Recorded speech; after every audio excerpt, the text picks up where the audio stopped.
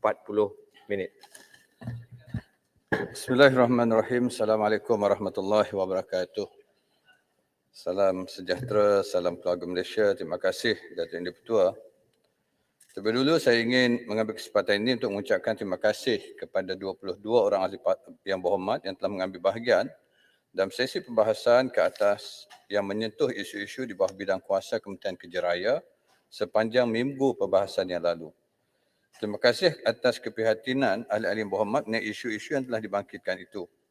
Saya akan menggunakan kesempatan ini dengan sebaik mungkin bagi memberikan jawapan bagi setiap persoalan dan cadangan-cadangan yang ahli berhormat tersebut.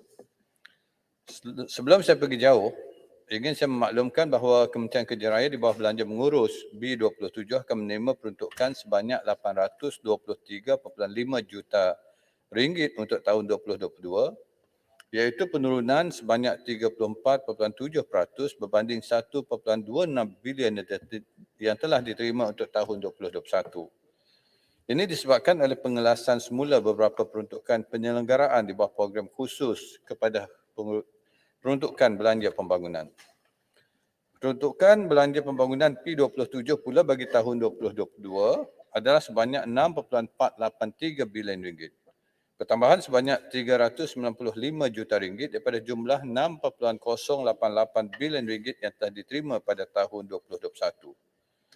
Berdasarkan angka-angka ini, KKR berharap segala yang dirancang dan telah digariskan untuk tahun 2022 dapat dilaksanakan dengan sebaik mungkin dan mengikut jadual yang telah ditetapkan. Datuk Yang di-Pertua, saya ingin mengambil peluang ini bagi menjelaskan tentang proses permohonan projek baru, terutamanya Jalan Persekutuan.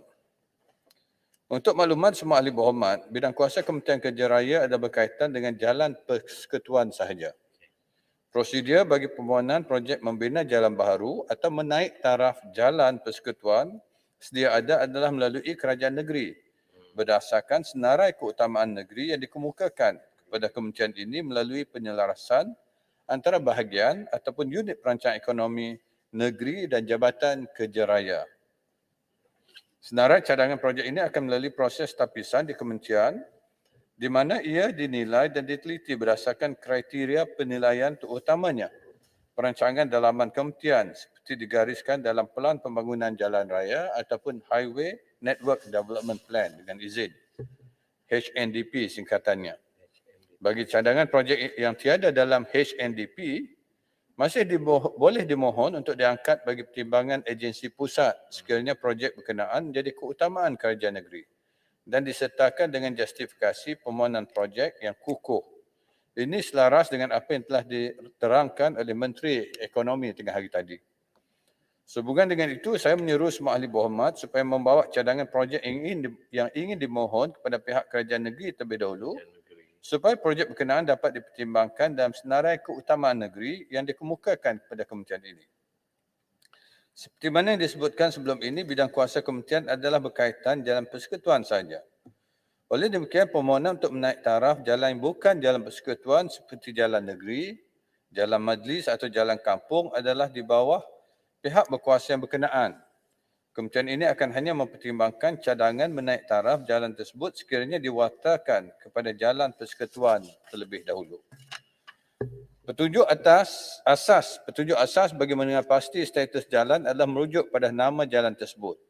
Contohnya FT untuk jalan persekutuan seperti FT 01, abjad seperti A, B dan C mengikut jalan negeri. Sebagai contoh, A untuk Perak, B untuk Selangor, C untuk Pahang. Dan mudahnya kalau kita ikut nombor plate kereta lah. Plate kereta itu merujuk juga pada jalan. Nama khusus merujuk pada jalan perbandaran seperti di bawah kuasa PBT, seperti Jalan Tunku Abdul Rahman, KL, di bawah bidang kuasa DBKL. Isu yang melibatkan jalan negeri sebagaimana yang dibangkitkan oleh ahli-ahli berhormat berikut, iaitu yang berhormat Lanang, melibatkan Jalan Bukit Asik, Jalan Hua Kiu, Jalan Tionghoa, Jalan Merlin, Sentosa, Jalan Naman, Sengan, Salim, Belalang, Sungai Asan, Latap dan Manyan adalah jalan raya negeri di bawah seliaan pihak berkuasa tempatan. Bagi Jalan Tun Ahmad Zaidi Adrus, ia adalah jalan negeri di bawah seliaan JKR Sarawak dan pihak berkuasa tempatan. Manakala Jalan Pulau Dudung pula adalah jalan raya negeri di bawah seliaan JKR Sarawak. Yang Berhormat setuju melibatkan menaik aras jalan di Jalan Bonggol Setar ke Pelong, Jalan Kampung Bukit ke Sungai Las dan Jalan Caluk Kedai ke Kampung Gong Terap. Dan hasil semakan kementerian ini mendapati lokasi yang dimaklumkan adalah jalan negeri, iaitu Jalan Pengkalan Merbau, Pelong, Jalan Bukit, Alur Lik ataupun laluan T136 dan Jalan Caluk Gong Terap Bukit Putra, iaitu laluan T168.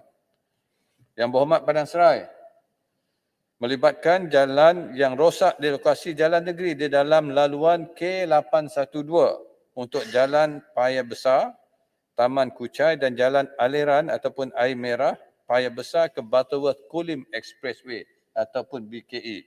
Jadi ini pun jalan negeri.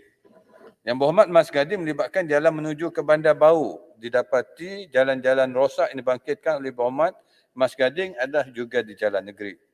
Yang Berhormat Kuala Kerai telah menyenaraikan 10 projek-projek naik taraf jambatan dan jalan. Walau bagaimanapun setelah disemak, projek-projek tersebut merupakan jalan menghubungkan kampung ke kampung lain. Inilah bukan di bawah skop kerja KKR. Yang Berhormat Papar melibatkan jabatan kedua Papar termasuk di dalam skop cadangan projek menaik taraf Jalan Lok Kawi, Pengalat Papar Sabah. Skop projek menaik taraf jalan berkenaan turut melibatkan naik taraf jalan negeri. Dan Yang Berhormat Tanjung Manis melibatkan jalan utama di Tanjung Manis Sibu adalah jalan negeri di bawah kod Q1211. Ahli-ahli Berhormat juga ada membangkitkan tentang isu penyelenggaraan jalan. Seperti mana keadaannya dengan proses permohonan projek tadi, aspek penyelenggaraan juga termaktub dalam bidang kuasa mengikut status jalan tersebut. Seperti yang Berhormat sedia maklum, skop kerja penyelenggaraan jalan persekutuan terbahagi kepada 3, iaitu pertama, penyelenggaraan rutin yang merangkumi penyelenggaraan pavement, penyelenggaraan bahu jalan, potong rumput, perabot jalan, mencuci jambatan dan pembentung, mencuci longkang dan juga pemeriksaan rutin yang dilaksanakan setiap bulan berdasarkan bilangan pusingan kerja yang telah ditetapkan dalam kontrak perjanjian. Yang kedua, penyelenggaraan berkala, iaitu penyelenggaraan berkala pavement yang meliputi kerja-kerja turapan jalan seperti menurap semula permukaan jalan, dan penyelenggaraan berkala bukan pavement yang meliputi kerja-kerja selain dari turapan jalan seperti mengecat garisan jalan, membaik pulih pembentung, mengganti papan tanda dan lain-lain. Yang ketiga, kecemasan, termasuk Notice of Defects ataupun NOD. Ini melibatkan membersihkan pokok tumbang, kawalan trafik semasa kerosakan atau runtuhan jalan, membersihkan tanah runtuh dan juga papan tanda amaran semasa banjir. Untuk maklumat ahli berhormat juga, bagi membaik pulih jalan-jalan dalam status kritikal, Kementerian Kerja Raya menyediakan program penyelenggaraan turapan berdasarkan notis kerosakan ataupun dengan izin Notice of Defects, iaitu NOD, yang disediakan oleh syarikat konsesi penyelenggaraan jalan persekutuan. Melalui NOD ini, Kementerian Kerja Raya akan menyenaraikan program penyelenggaraan turapan ini mengikut keutamaan, tahap kritikal dan keperluan mendesak untuk dikemukakan kepada Kementerian Kewangan bagi kelulusan peruntukan. Sehubungan itu, peruntukan kerja-kerja penyelenggaraan bagi tahun 2022 seluruh Malaysia berjumlah 1.5 bilion dapat dilaksanakan seperti yang telah dirancang. Bagi isu penyelenggaraan yang bangkitkan oleh Yang Berhormat Bukit Gantang dan Yang Berhormat Tangga Batu, setiap permohonan akan diperhalusi oleh JKR Negeri sebelum diangkat ke kementerian sebelum diputuskan untuk pelaksanaan. Yang Berhormat Seri Gading membangkitkan berkenaan pelebaran pelas dari Aikroh Senai. Kementerian ini telah menerima permohonan bagi cadangan lorong ketiga pelas selatan, iaitu daripada Yompeng ke Senai Utara pada Rolling Plan 1 Rancangan Malaysia ke-12. Berdasarkan agihan siri peruntukan yang terhad untuk projek baru, kementerian ini tidak dapat mengangkat projek tersebut pada agensi pusat untuk pertimbangan. Kementerian ini akan meneliti semula cadangan projek ini apabila dimohon dalam rolling plan yang akan datang dan akan diangkat untuk pertimbangan agensi pusat sekiranya memenuhi aspek teknikal untuk dilaksanakan. Begitu juga cadangan projek Lebuh Raya Trans Borneo oleh Yang Berhormat Kalabakan. Kementerian ini akan meneliti semula cadangan projek tersebut apabila dipohon dalam rolling plan yang akan datang. Cadangan projek ini akan diangkat pada agensi pusat untuk kelulusan. Untuk makluman Ahli Yang Berhormat Kuala Nerus, kementerian ini telah menerima permohonan untuk menaik taraf laluan persekutuan FT 003 dari Kampung Kubang Jela ke Bulatan Batu 6 dan dari Bulatan Batu 6 ke persimpangan FT 065 Lapangan Terbang Sultan Mahmud Kuala Terengganu yang turut melibatkan naik taraf Jambatan Buloh Gading dalam rolling plan pertama rancangan Malaysia yang pertama, rancangan Malaysia ke-12. Manakala untuk cadangan membina jejambat merentasi Bulatan Batu 6 di laluan FT 003 pula, kementerian ini telah menerima permohonan projek tersebut dalam rolling plan yang keempat 2020, rancangan Malaysia ke-12. Rancangan Malaysia ke-11, maaf saya. Berdasarkan agian siling peruntukan yang terhad untuk projek baharu, kementerian ini tidak dapat mengangkat projek-projek tersebut pada agensi pusat untuk pertimbangan.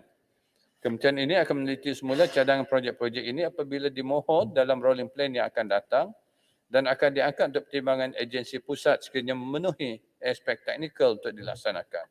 Menteri, sikit Menteri. Sikit. Kuala Nerus.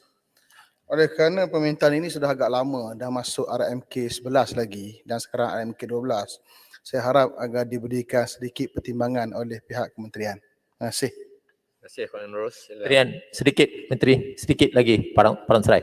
So tadi Menteri bagi tahu jalan Paya Besar ke Taman Kucai adalah jalan negeri, tetapi saya dapat maklumat daripada JKR sana, dia kata K812 ini jalan federal. Tolong jelaskan. Kodnya ialah K kan? K ya.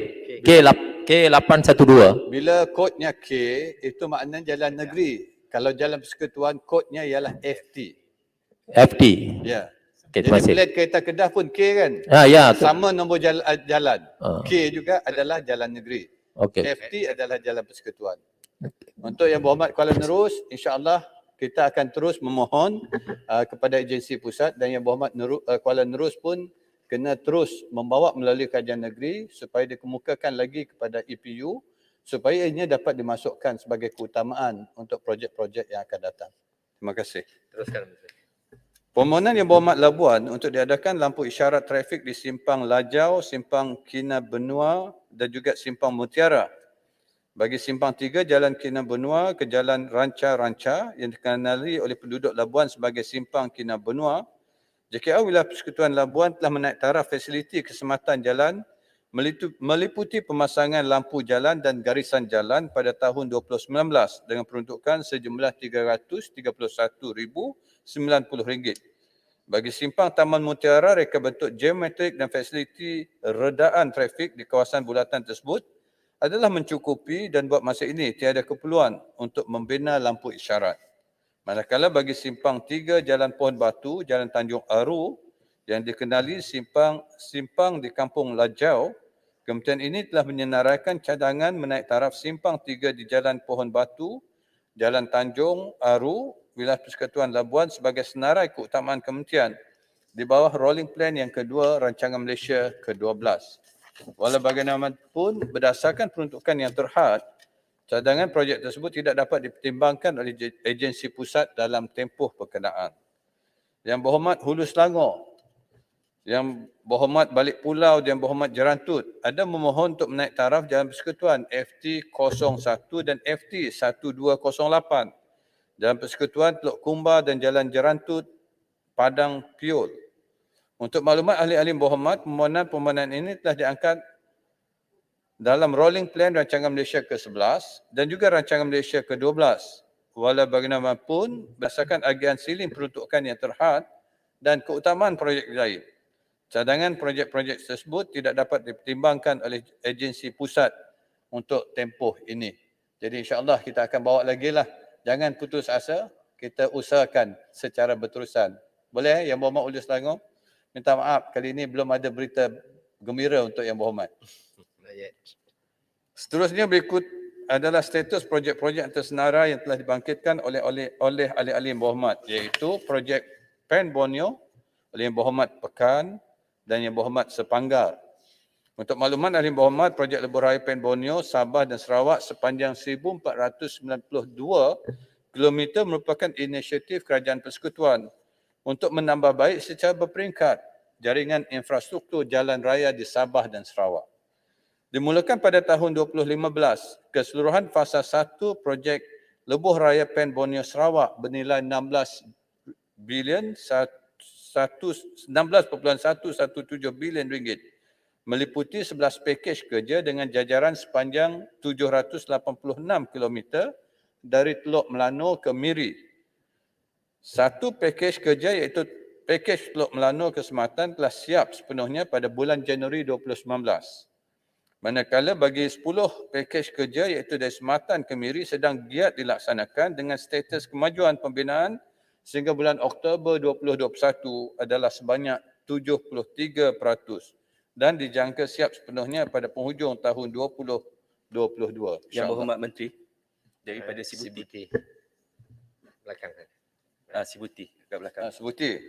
Terima kasih Yang Berhormat Menteri. Saya ada persoalan berkenaan tentang Pen Borneo, berkenaan tentang missing link Yang Berhormat Menteri daripada Pujut ke CIQ Baram, dan juga saya melihatkan missing link ni adalah sangat penting untuk menghubungkan dan juga melengkapkan Pen Borneo untuk penyambungan Miri masuk ke negara Brunei, dan juga apakah status berkenaan tentang penyambungan jalan Brunei ke Miri ini, dan juga saya berharap Menteri dapat menjawab berkenaan persoalan ini. Terima kasih, Sibuti. Terima kasih Yang Berhormat Sibuti. Memang benar. Dalam pakej fasa pertama, kita hanya selesai di Pujut. Kemudian pakej kedua, sepatutnya sambungan ialah daripada Pujut sehinggalah ke CIQ Kuala Baram dan seterusnya masuk ke Lawas dan Limbang. Bila pertukaran kerajaan dulu, fasa kedua ini telah dibatalkan. Sebab itulah maka berlaku missing link dengan izin daripada Pujut ke CIQ Kuala Baram ini untuk masuk ke Brunei tiada peruntukan. Kita telah memohon untuk dimasukkan dalam rolling plan 2022, tapi dimaklumkan bahawa ianya tidak diluluskan oleh agensi pusat, dan untuk itu kita akan kemukakan rayuan. Semoga dapat dipertimbangkan projek ini dapat diteruskan supaya lengkaplah, sekurang-kurangnya fasa pertama ini lengkap dengan standard yang telah kita tetapkan, iaitu 2 lorong 2 hala. Kalau tidak, ianya akan menjadi bottleneck dengan izin daripada Pujut ke CIQ yang merupakan perhubungan dengan negara Brunei Darussalam. Brunei Darussalam jalannya semua dah cantik dan sebagainya, dan image negara kita ialah daripada CIQ Kuala Baram untuk menunjukkan bahawa kita juga mempunyai jalan yang setara dengan negara Brunei. InsyaAllah Sebuti kita akan membuat rayuan untuk hal ini. Manakala pelaksanaan projek fasa 1 lebuh raya Pen Borneo Sabah dengan anggaran jarak keseluruhannya 706 km dibahagikan kepada 35 pakej kerja di mana kaedah asal pelaksanaan projek ini melalui rakan pelaksana projek ataupun projek delivery partner PDP pada tahun 2016. Walau bagaimanapun, kaedah pelaksanaan telah berubah susulan penamatan PDP yang turut memberi kesan pada jadual pelaksanaan. Untuk maklumat Ahli Berhormat, sehingga kini 12 pakej kerja telah dibuat pelantikan kontraktor bagi tujuan kerja-kerja pembinaan dengan status kemajuan pembinaan sehingga Oktober 2021 bagi pakej kerja yang telah dimulakan adalah 62%. Kerja-kerja pembinaan bagi 3 pakej kerja baru yang melibatkan laluan daripada Sandakan Batu 32 sehingga Sungai Boto telah bermula dan dijangka akan siap pada Oktober 2024. Manakala satu pakej kerja baru melibatkan laluan dari Serusup ke Pituru pula telah diperuntukkan dalam Rancangan Malaysia ke-12, menjadikan keseluruhan 16 pakej kerja akan dilaksanakan buat masa kini dengan kos keseluruhan sebanyak 10 bilion 849 juta ringgit. Untuk makluman Ahli Berhormat juga, kerajaan kini sedang mengkaji dan meliti cadangan-cadangan bagi menyegerakan pelaksanaan keseluruhan baki fasa 1 lebuh raya Pen Borneo Sabah sebanyak 19 pakej kerja, termasuk mempertimbangkan kaedah pelaksanaan secara private finance initiative ataupun PFI dengan izin dan pembiayaan melalui terbitkan sukuk ataupun bond oleh dana infra. Namun sebarang kaedah pelaksanaan dah tertakluk pada penelitian lanjut bersama agensi pusat dan kemampuan kewangan semasa kerajaan. Projek Jalan Central Spine oleh Yang Berhormat Bentung. Untuk maklumat Ahli Berhormat, perancangan asal Kementerian Kerja Raya bagi pembinaan Jalan Central Spine Pakej 6 melibatkan 4 seksyen daripada Setik ke Simpang Pelangai sepanjang 47.5 km. Walau bagaimanapun, kelulusan yang diperolehi daripada agensi pusat untuk dilaksanakan adalah Seksyen 6A sahaja, iaitu Setik ke Persimpangan Lebuh Raya Pantai Timur sepanjang 8.05 km di bawah Rolling Plan pertama Rancangan Malaysia ke-12. Projek Lebuh Raya Pantai Timur ketiga oleh Yang Berhormat Tumpat. Untuk maklumat Ahli Berhormat, cadangan Lebuh Raya Pantai Timur ketiga melibatkan jajaran sepanjang 147 km yang bermula dari Kampung Gemuruh, Terengganu dan berakhir di Pengkalan Kubur, Kelantan. Pada masa ini, Kementerian melalui Jabatan Kerja Raya Malaysia sedang melaksanakan kerja awalan LPT 3 dengan peruntukan RM35 juta bagi mempercikkan jajaran dan kos LPT 3. Sehingga September 2021, status kemajuan kerja awalan adalah sebanyak 87%. Dapatan hasil kerja awalan LPT 3 ini dijangka akan dibentangkan pada agensi pusat pada April tahun 2022 bagi mendapatkan hala tuju pelaksanaan LPT 3. Datuk Yang Tua Yang Berhormat Pasir Mas dan Yang Berhormat Kanga ada menyentuh berkenaan kenaikan harga bahan binaan. Untuk maklumat Ahli Berhormat, kenaikan harga bahan besi merupakan satu isu global yang dialami seluruh dunia.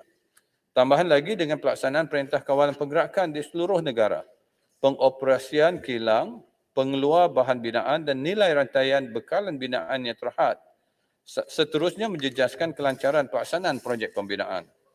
Umumnya seperti kita semua sedia maklum, harga bahan binaan sememangnya mengalami kenaikan harga, terutamanya harga besi yang meningkat sehingga 48% pada Jun 2021 berbanding Oktober 2020, iaitu harganya ialah RM2,417 kepada RM3,590.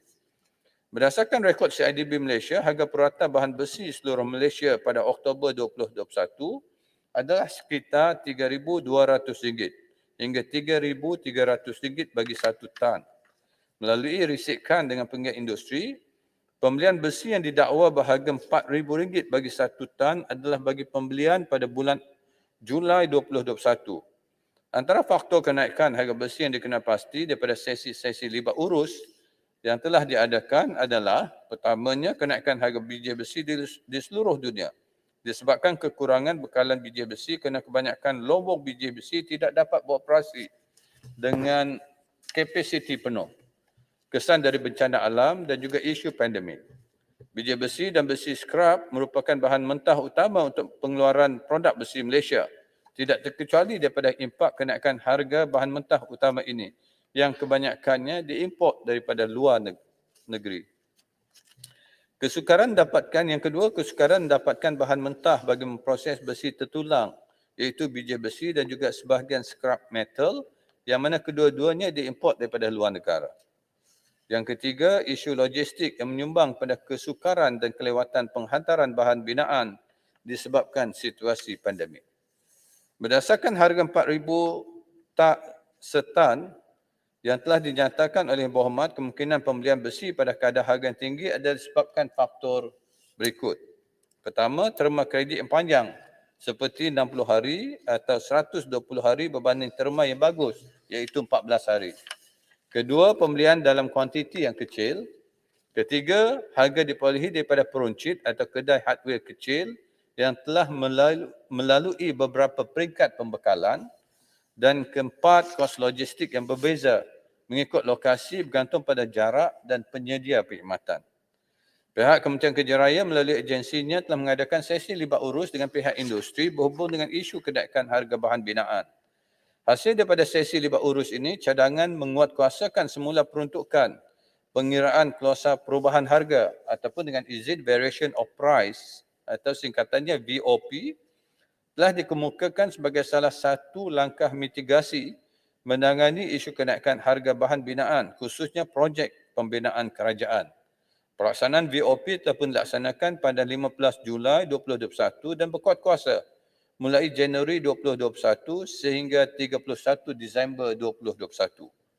Setelah pengenalan BOP dan kelonggaran pengoperasian nilai rantaian bekalan binaan secara berterusan, harga bahan binaan didapati perlahan-lahan kembali stabil.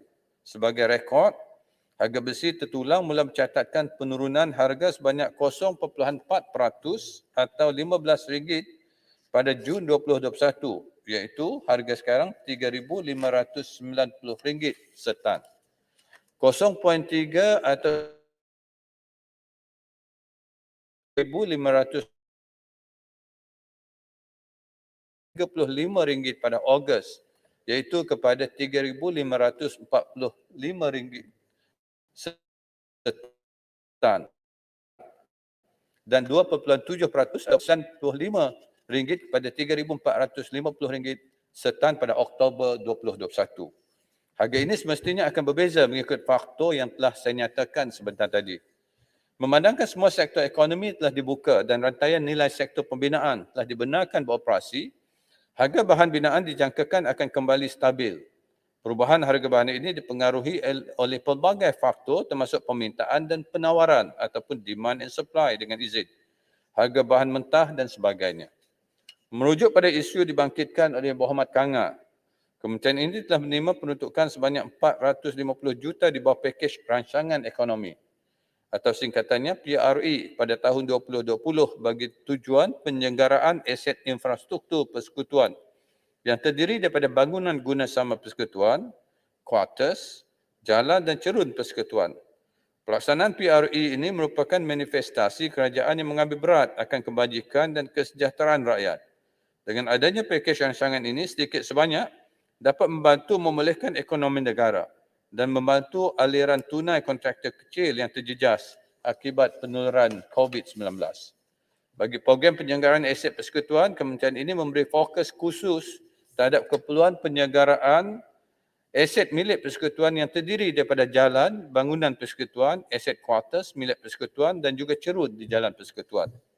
Sepanjang tempoh pelaksanaan program ini, kerja fizikal di tapak terus dilaksanakan seperti biasa walaupun terdapat kenaikan harga bahan binaan di pasaran kerana pembayaran kerja penyelenggaraan ini dilaksanakan mengikut kadar harga yang telah dipersetujui di dalam Schedule of Rates dengan izin kontrak semasa.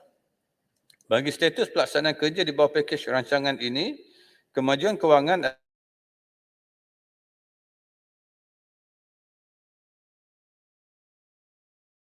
3%. Bilangan kerja yang terlibat adalah sebanyak 1,064 di mana sebanyak 1,058 kerja telah siap, manakala baki kerja sebanyak 6 kerja sedang dalam pembinaan. Baki kerja yang masih belum disiapkan adalah 6 kerja penyelenggaraan cerun dan pelaksanaan kerja-kerja dijangka siap pada sukuan pertama tahun 2022 di mana kerja-kerja ini telah turut terkesan dengan kenaikan harga bahan binaan di pasaran semasa. Kementerian ini memahami kenaikan harga mendadak harga bahan binaan yang dialami dan telah meneliti permohonan daripada pihak yang terkesan untuk memohon penelitian semula kadar harga kontrak semasa. Bagi pengurusan kontrak penyelenggaraan, perkara ini sedalam tindakan penelitian pihak UKAS dan juga Kementerian Kewangan Malaysia supaya variation of price turut dapat dimanfaatkan untuk kontrak penyelenggaraan.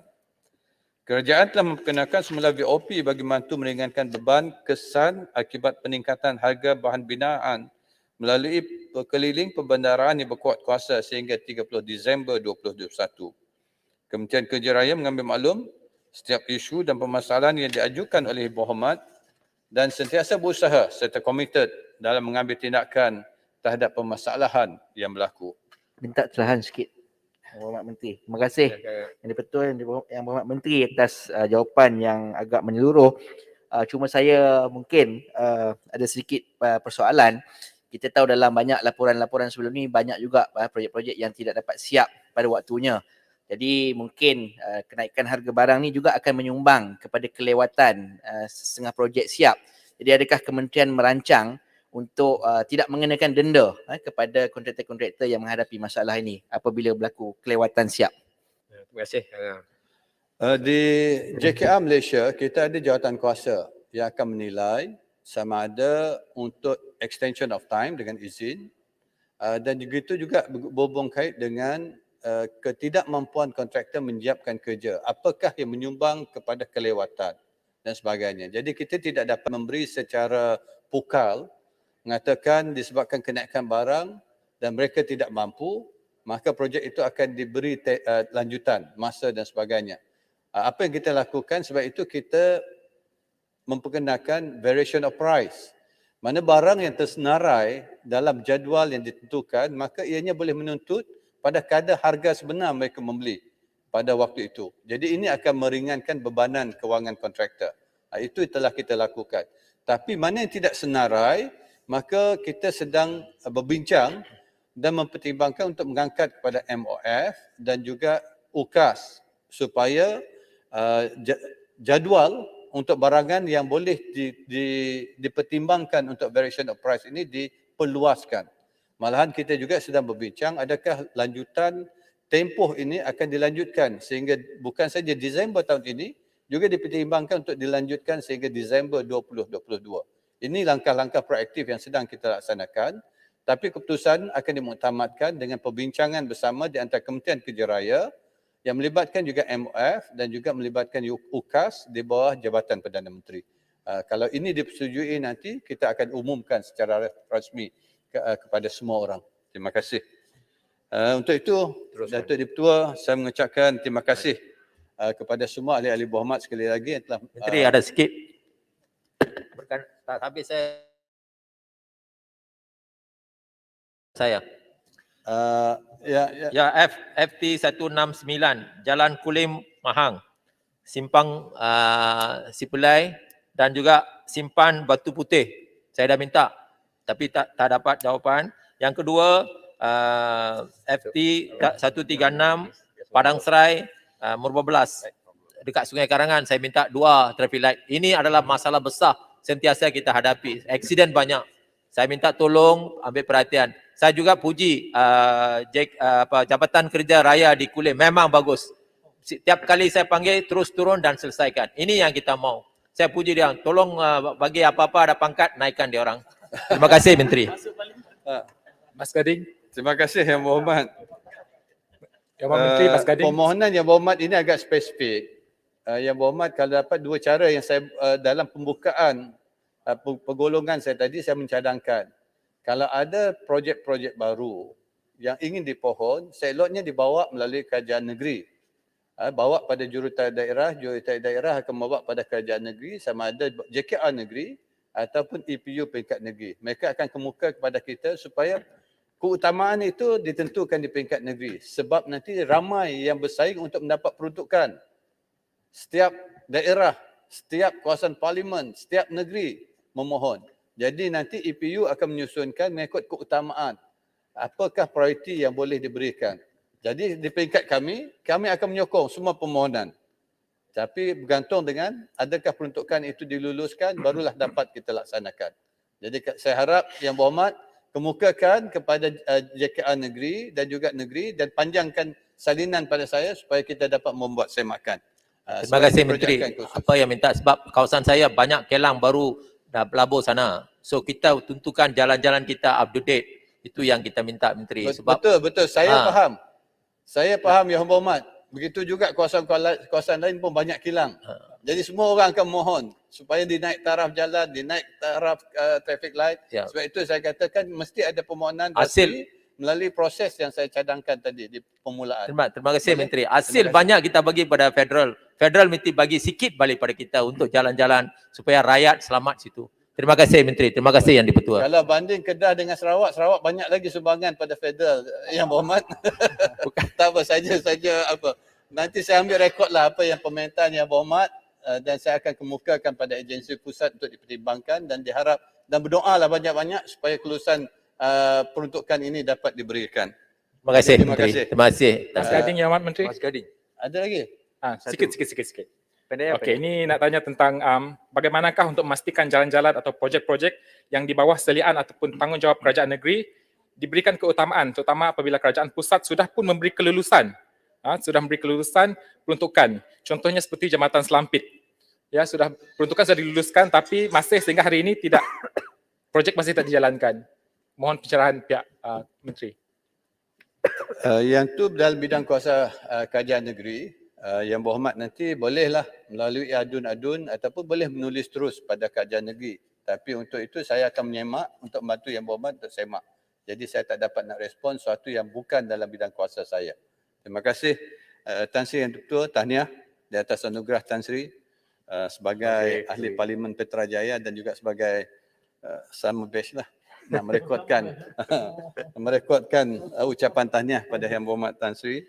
Dan gitulah rumusan pengulungan kami dan sekali lagi terima kasih di atas juga teguran dan cadangan daripada semua ahli berhormat untuk kami mentingkatkan hikmat yang lebih baik lagi kepada negara dan juga pada rakyat Malaysia dan keluarga Malaysia keseluruhannya. Sekian wabillahi taufiq wal hidayah. Assalamualaikum warahmatullahi wabarakatuh.